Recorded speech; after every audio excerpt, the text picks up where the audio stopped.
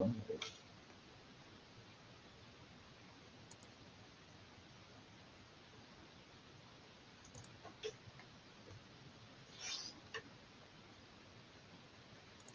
morning. Good morning. Thank you for joining Mike Olbel, CEO of Community Based Connection. Today we here on the C-suite of opportunities and challenges. Community Based Connection always believe in expanding available options that change the odds to help children and families to be socially and academically successful despite the many challenges they face and regardless of the many negative influence. Today we have my good friend, a dear colleague of mine, Heather Siskind. I got to tell you, I'm so happy to have you, Heather. Heather is the CEO of Jack and Jill. You know, before this, Heather, you was, I know I'm jumping into something new real quick, but I want to talk about how you were a leader at another organization where you did some great work that kind of led you here. So maybe we can talk about that a little bit later. Sure. But you know, the good thing is you being the CEO of Jack and Jill, there's so much great things you're doing over there. Be so kind to tell us, Heather, about Jack and Jill. Sure. About it. Yeah. So thanks for having me, Mike. I really appreciate it. It's been great to get to know you over the years. I've been at Jack and Jill almost 8 years. Jack and Jill actually started 80 years ago. This is our anniversary year. We started in 1942. Awesome. So that women could go to work and men could go to war. And through that time, the community has changed and Jack and Jill has changed. So Jack and Jill really focuses on strengthening children and families through innovative education, supportive programming for the families and children, and community engagement. And we want to make sure that our children and families have the tools they need to be successful in life and whatever they need for them individually. Right. So I'll go into a little bit more detail about some programming and things that we do a little bit later right in the call, but that's a little bit about Jack and Jill and who we are as far as our mission and vision. So, you know, as a leader, I always say, you know, anytime you're leading an organization is always, you know, there's so much opportunities, there's so much challenges, but there's something that have to wake up and drive you every morning. There's something that like wakes you up, that pushes you, that motivates you. Tell us a little bit what drives you every morning to do the work that you do at Jack and Jill. Yeah, I mean, I love our children, our families, the community. I want to make a difference. You know, this is not about me, but I will tell you that my life story has led me to Jack and Jill. And I knew that the day I showed up. So, you know, I grew up in housing insecurity, food insecurity, you know, health access was very challenging for me. My mom was a single mom and we did everything, you know, she did everything she could to make sure that we were in the right direction. But it was the people along the way that really made a difference for me. I was able to obtain a private education, and it created a safe place for me to grow and thrive as a young child and learn. And that was a great opportunity for me. And then, of course, my mom was able to get the support that she needed too as a mom. And that really made a big difference for me and my brother to be able to see that others were helping take care of her.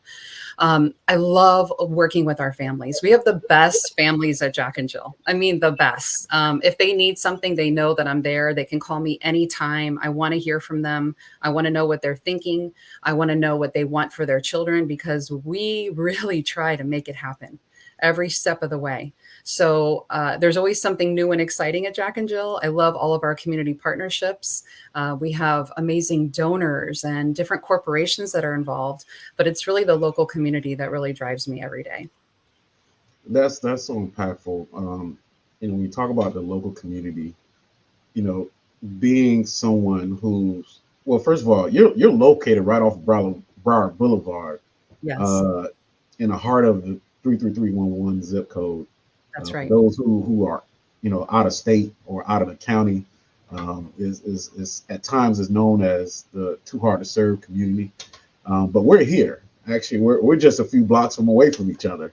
And so that's, you know, just to be in that kind of, to be in this wonderful demographic, and just serving the people we love to serve, you know, as someone who is not a person of color, when you think about why racial equity exists, and why is it important to you as a leader of an organization to make sure that the equitable practice is there for you?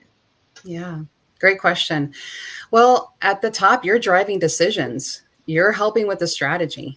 You know what the choices you make matter to the people that you serve as the leader. So back in 2017, I got a Mm. call that said, Heather, there's this amazing 2-day racial equity workshop that's going on. You need to go. And I was like, sign me up. I want to go. I want to know about this. So I went and I came back a changed person.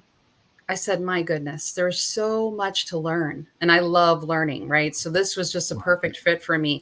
And being in the community, serving the community, this was perfect for me to be introduced in this way, looking at the data, really understanding the journey that this country has Mm. gone through.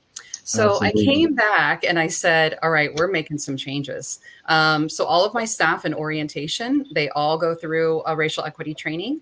They Wow. all participate in the 2-day racial equity workshop. We created an internal group called REACH.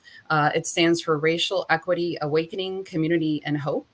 We've also invited parents to that meeting and to that group.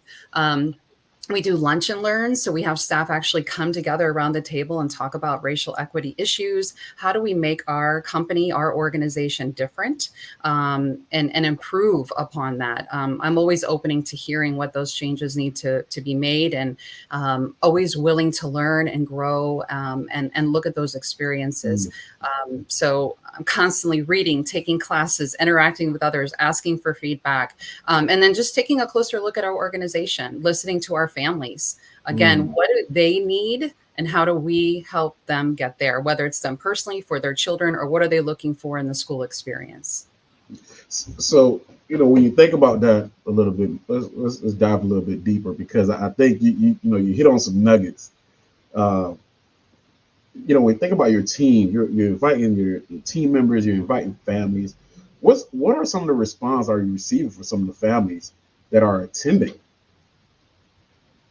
Yeah, I mean, I think they understand it's a part of our culture.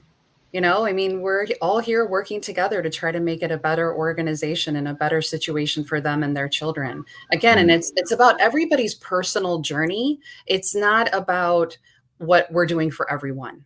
It's what do they need? So that's the equitable part. We want to make sure that they get what they need to thrive and to be successful in whatever goals that they have. So we're always wanting to know what is it that they want to accomplish. Mm. That's beautiful. I think about, and just in some of our offline conversations, we always say, it's really about the family. It's really never about us, the leaders, or it's about the team that we bring together that can serve the family. It's really about how do we continue to elevate the work that we're doing so families are being met in every situation. Yes. And us as leaders, and I know you go through this as well, we want to be able to save everyone, Yeah. right? We want to be able to touch every child, every parent.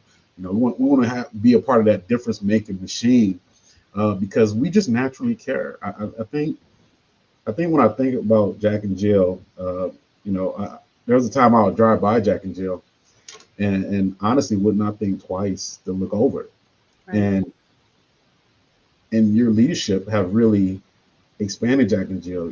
More people know about Jack and Jill. I'm not saying that people didn't know about it before, but I think you have a different demographic of people who's more tuned in about what's happening at Jack and Jill. And I think that's what makes it so beautiful.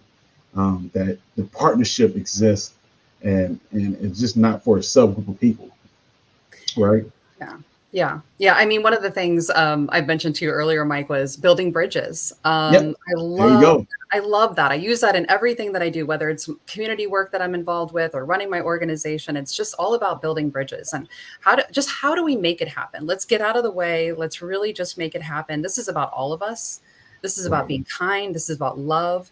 And this is about coming together. And that is exactly what I want to do. I mean, at Jack and Jill too, we've really, really taken it to a whole new level with just we'll get to this a little bit later, but building the school, and just looking at the college program that we're offering, the 2-year college scholarship to all of our children, where they can choose Mm. public, private, or vocational school when they're done with high school. I mean, Repeat that's that again. Repeat amazing. that again. Wait, you got to repeat that again. Well, we're giving away scholarships. Come on, We repeat that again. are. Yeah. So if the children attend 2 years at the Madeline Halmos Academy, which is our elementary school, they'll get a 2-year college scholarship through the Florida Prepaid College Foundation. So again, they can choose vocational school, private education, or a public education in the state of Florida. So we're so excited to offer that to our children and Wow, just the that's just relief for our amazing. families. So knowing our children are scholars, right? Right, they're going to Right. college or they're going to vocational school, wherever they want. Honestly, it's up to them, and they can achieve that. That is so amazing. Yeah, I'm so happy to hear that. Just know that there's a pathway to higher mhm, education, right? absolutely, And we, the old cliche saying, but it's so real. Education is that passport, right? It's the future, right? definitely. So you got to have it. And so to hear about that, listen. So let's jump in because I may get too excited. We may spend way too much time on that. Yeah, Uh, let's jump in. Let's talk about in your leadership role and just talking about as an organization as you continue to build a team. You have the school, you have the Jack and Jill standalone nonprofit. Um, when you look at it as a leader, there's so much challenges and there's so much opportunities, right? And everything is indicative of something else, right? When you look at it, yeah. how do you lead that way? When you think about the pros and cons, right? What are the pros to your leadership, and what are the cons to leading an organization, any organization you have led? But what are you seeing now that you're at the height of your career? Yeah, great question. So this one I'm really passionate about, Mike. What the pros are, especially at Jack and Jill, when we sit down and we think about, working with the families and working with the children and working with our staff too, our team members who have great ideas and they're on the ground, they know what's going on with the children and families. And the pros are being able to create, right? Like Mhm. we've created these amazing opportunities at Jack and Jill. So I can think of, the food and clothing bank that's right on campus. So accessible for children and families. It's the therapy dog, Fenway. We have Fenway that comes in with Dr. Nurse Ann, who's our nurse on site. Those programs really are huge pros of ours. And then we have a brand new financial literacy program working with Valley National Bank, where all of our children will have Wow. bank accounts when they leave us in 5th grade, and they'll know how to use money and what that means. And then, of course, like I mentioned earlier, the college program. I think the other really great thing is, we are really building human beings. This is the future. This is our future workforce, right? These are our Absolutely, precious, absolutely. precious little ones, and these are our family's miracles, right? We need to value that and we need to connect with that. And so we do continuity of care with our little ones. So from 0 to 3 years old, they're with the same group of friends, same group of children, and the same group of teachers. And so what that does is it really builds the attachment, the security, the trust that little ones need foundationally to really have that full amazing human experience. So we're Wow. really really focused on all parts of children. So it's not just the math and the reading, it's all parts of them. It's Mhm. everything that they would need to feel loved and happy and safe. And so that's what I get excited about. Now, Wow. here's a con, Mike. Here's a con for you. A con is that we got to raise $2.7 million a year to keep our doors open, right? So Mhm. that That that that must have been tough, especially during COVID. oh yeah, oh yeah, and that keeps you a little bit awake at night. There's a lot of Yeah, a responsibilities little bit. to raise that, and then of course we're finishing out an $11 million campaign that we used to build the school. The new elementary school, Wow. the Madeline Halmos Academy. So that I think we want to keep doing more. Our families actually want 6th grade now. We're not able to do that right quite yet, but there have been rumors that could Jack and Jill go through 12th grade. You know, Wow. I, I never say no. We always look at the possibilities, but I think that's the challenge when you want to do more and just can't because of the funding. Mm. Yeah. So there's a few things I want to kind of go back because COVID have challenges all, Yeah. right? Because you talk about having to raise a certain amount of millions to keep your doors open, and I know that's not part of my question, but it's just when I think about us as an organization, um, I always say COVID taught you a lot about your staff. They're still teaching you in some regards, but also about you as a leader. You know, what are some of the things you learned about yourself during COVID about you as a leader? The word that comes to mind is resiliency. And I think of the one foot in front of the other, right? Because as a leader, you can sit there and think of the enormity of all of this and say, oh my gosh, like I can't get up tomorrow.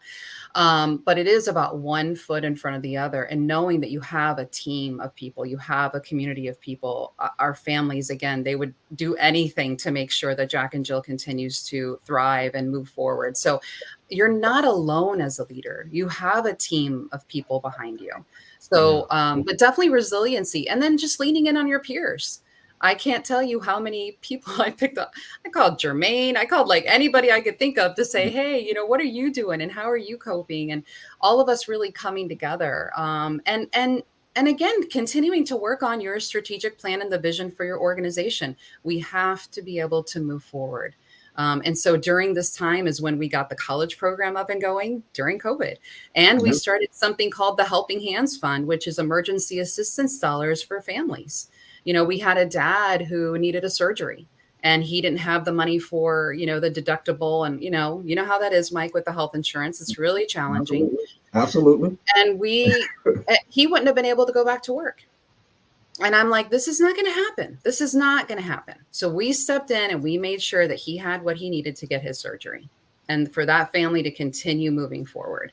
So again, it's about the individual thing and the individual differences that you can make. But at the same time, we're working on advocacy, public policy. How can we get involved in bigger change? And what does that look like? I've spent time through the Florida Association for the Education of Young Children, too, really looking at how do we make sure we're providing the best for Florida's children. And so I try to do that outreach as well and really dedicated myself to that over the last 4 years or so. So it is about making that bigger impact. So again, one step, it's kind of like throwing that rock in the water and the ripple effect that can happen. Absolutely. Absolutely. For those who just joining us, today we're here, Michael Bell, CEO of Community-Based Connection. And as I mentioned before, this is the C-Suite, talking about opportunities and challenges. And today we have Heather, CEO of Jack and Jill. And so thank you all for joining us. We are here. We still have some more questions for Heather and her leadership and her team and, what's going on. But I just want to take this moment to say CBCI always believe in expanding the available option that changes the odds to helping children to be socially and academically successful, regardless of the many negative influence they face. So just want to leave you with that. Heather, let's jump into another question. Sure. But before I jump into this question to talk about the school, I want to go back. You mentioned something in your previous statement about fifth graders leaving with bank accounts. Mm-hmm.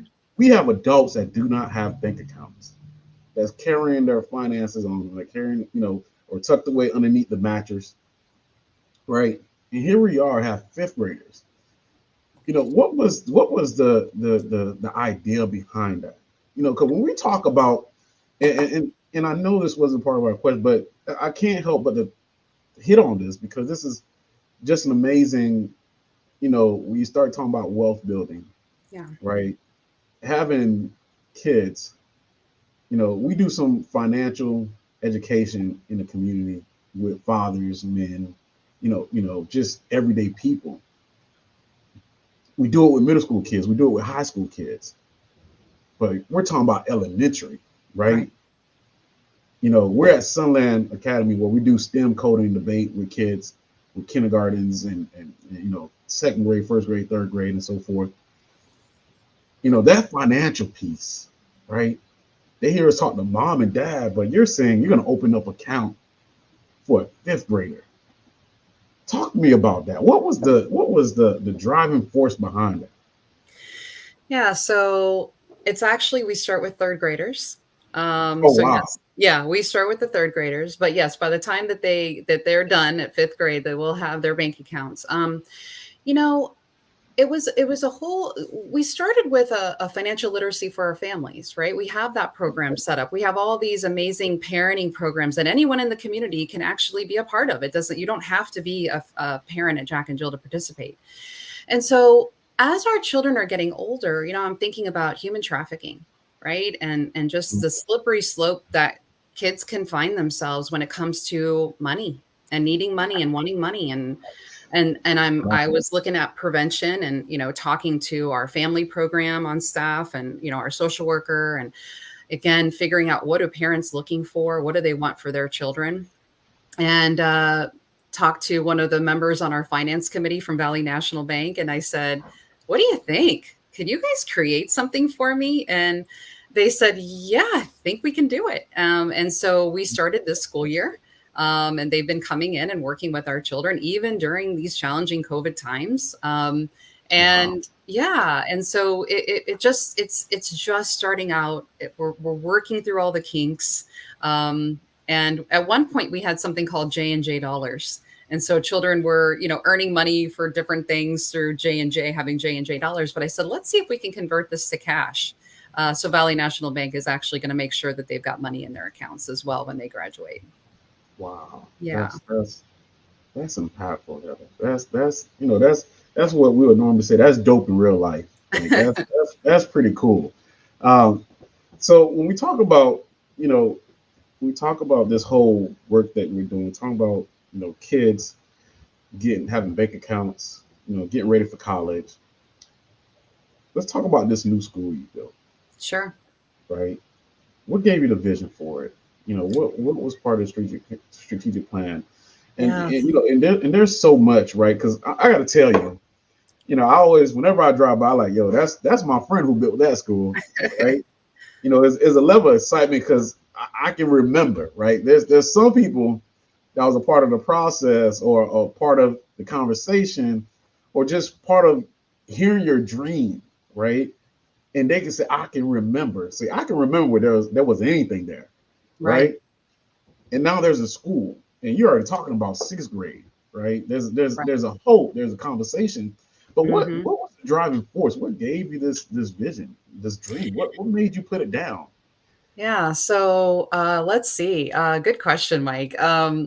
Probably around 7 years ago, I'd been at Jack and Jill for about a year and really trying to, get to know our families and get to know Jack and Jill. And we had a couple of the parents come up. One mom in particular would not let it go. And she said, Miss Heather, I really think that we need to do a kindergarten. And I said, really? Okay. So we, I talk about, Mike, you had mentioned the vision, but this is really a community vision, right? This was not just Heather built a school, right? Like, absolutely not, right? There are so many amazing people, including the city of Fort Lauderdale, that got involved in this initiative and really wrapped their arms around what the families wanted.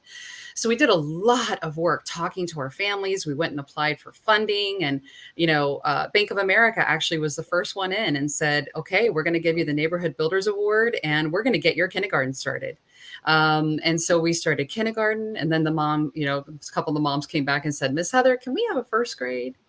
And I said, oh, okay. Then it turned into second grade, and then it turned into strategic plan. And we had Harvard come in, Harvard Business Alumni Association came in and worked with us on, could this work? We looked at a needs assessment. We had to figure out, could we raise the money? How many parents would be interested?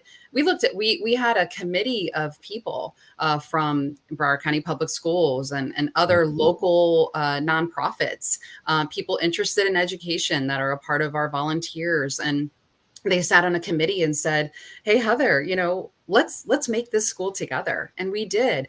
We want to make sure that we're really focused in on bringing the kids in from the local neighborhood. This is not about bringing kids anywhere else. This is about bringing kids in from the local neighborhoods and hiring people from the local neighborhoods. If you need a job, come and see me. Right? Come and see me. If early education, if elementary education is your dream, we will help make that dream happen for you. And I would say too, that we're just as dedicated to our team members. If our team members need something, we're there for them. We want to make sure they have all the tools that they need as well to be successful in the work that they do. They are so incredibly passionate. Earlier, you talked about, COVID and getting through COVID.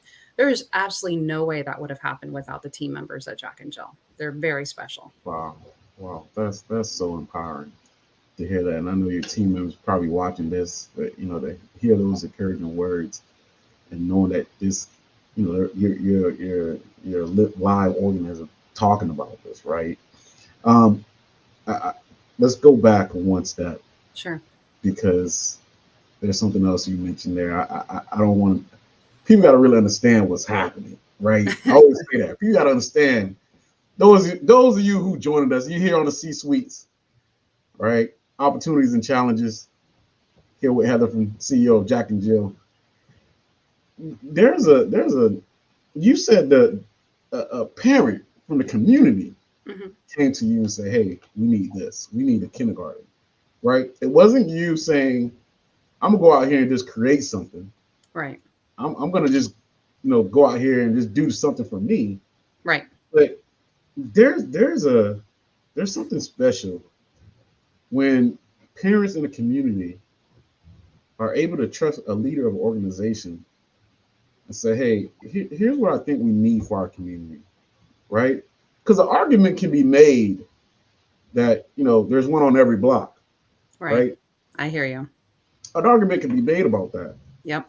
But here it is, a group of parents who kept coming back and said, no, we need this and we need this. And it started a strategic group.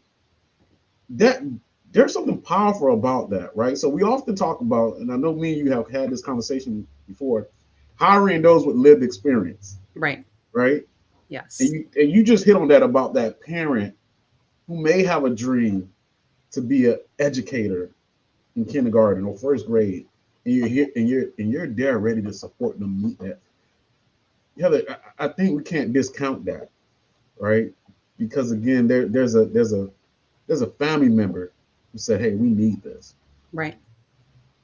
Are you seeing more parents buy into the school because it's so in the community, is really in the community? Because a lot of people talk about what's in the community, right? I'm just gonna be my true authentic self. Okay. A lot of people talk about what's in the community, right? And there's difference. There's different level to it, right? But when I think about the work we're doing and where we are at in the community, like people can literally walk up to your organization from their home, right? That's right. Talk to me a little bit about that. How you have, families who said, you know what, let me just walk up to Heather and tell her what I need. Tell her what my community needs. And there's a chain of people. Like, how does that make you feel as a leader, first of all? Yeah, I mean, well, we all better be listening, right? I mean, really, that is our purpose. We are there to serve them and the community. And so by building this elementary school, we've got 6 weeks. We start at 6 weeks old, right? We have an accredited early learning center from the National Association for the Education of Young Children. It goes from 6 weeks all the way through 5th grade. We are building community within a community, right? That is the intent. Let's build this smaller community. They can feel, they can belong, they can be, no, we're not judging. No one's judging them, right? We're just all here together and we are going to figure this out and we've got your back. That's how it is. We've got your back. So I don't know, Mike, it's a very, I've never seen anything like it in my life. Right. Like, and I know I'm the CEO there but at the same time, I have never seen anything like this. I mean, it awes me every day. I know we talked about, what have you done previously in your career, but I'm a social worker. I have been in early education in the education world and leadership for 30 years. But everything, my life, my lived experience, all the way through all of my career experience has brought me to Jack and Jill to do the work that I do. And there's a story like that with every single person who works at Jack and Jill. They have the passion and the drive. They want to do better. And they're going to give it their all to the very last drop. So and I feel that the parents they feel it. It's not that we just say it. I feel that they feel it. So I think that's what makes us different as well. I appreciate that. And Heather, I got to say, thank you so much for taking time out of your busy schedule today. Join me at 8 a.m. Anytime, Mike. Anytime. for our breakfast call, and I, I'm very grateful, Heather, because I tell people all the time that at the end of the day, it's about the heart of the matter, right? And I always love connecting with people who believes in the heart of the matter, because we don't get in this work. We don't get in this work to, you know, we don't get in this work to be wealthy. This. If you want to be wealthy, charitable organization foundation is not the way to go. Right. But if your heart is in the right place, if it's about the heart of the matter for you, then at the end of the day, it will show through the work. So Heather, thank you to you and the Jack and Jill family and your leadership over there for joining us this morning. Because I know when you come, you just don't come by yourself, but you come with the families that you represent, and as well as the organization. I know you have a favorite quote, right? Do you want to leave us with your favorite quote? Yeah. So this is just something this is a quote that I have, but when you have hope, you have everything.